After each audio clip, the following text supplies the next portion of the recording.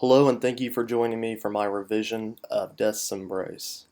Now I've taken in mind everything that Mr. Dela Cruz and my peers have told me, and I've decided to make some revisions. So first off, I've switched the game from being a tactics game to being an action RPG.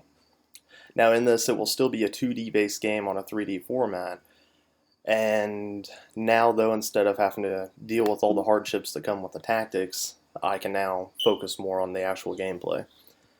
So, first off, the player will be allowed to have one AI controlled partner with them on each mission, similar to the Shining Tears game on PlayStation 2.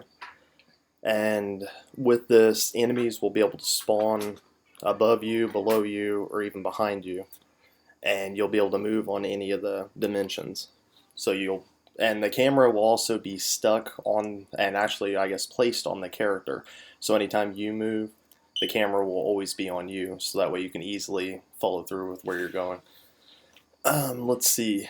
Next off, anytime the character transforms, you will have to pay gold now, because I'm going to cut the shop system from the game to save more time and to make this more manageable in the time we have. So to make the currency still relevant, I've made it to where you have to pay that amount of gold to transform each time. And every time the character transforms, the AI partner will transform as well. And don't worry, there's no additional cost. Let's see.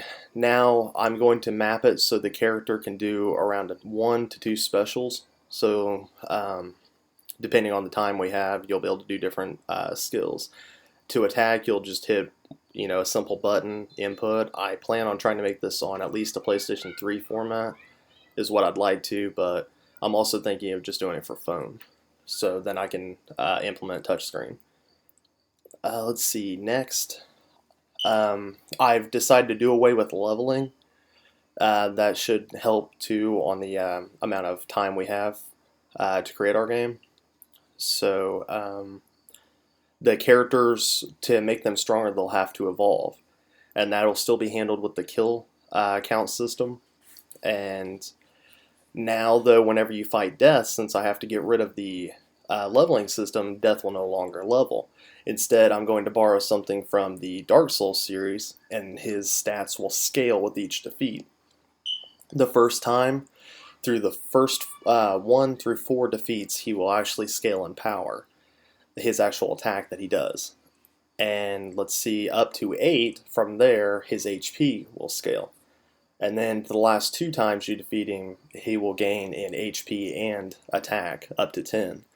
After 10 defeats, he will no longer scale. He will always stay as powerful as he was upon the 10th defeat. Let's see, anything else that I need to cover? Obviously, I have my similar games on here now. I also have, let me see, the characters will also fight enemies similar to the player, so they'll also be able to transform and do specials as well.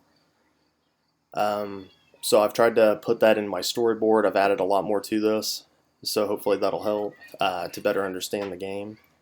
And I believe that's all, everything I've wanted to touch on. The kill count still stays the same whenever dealing with death, and try to make sure I've covered everything.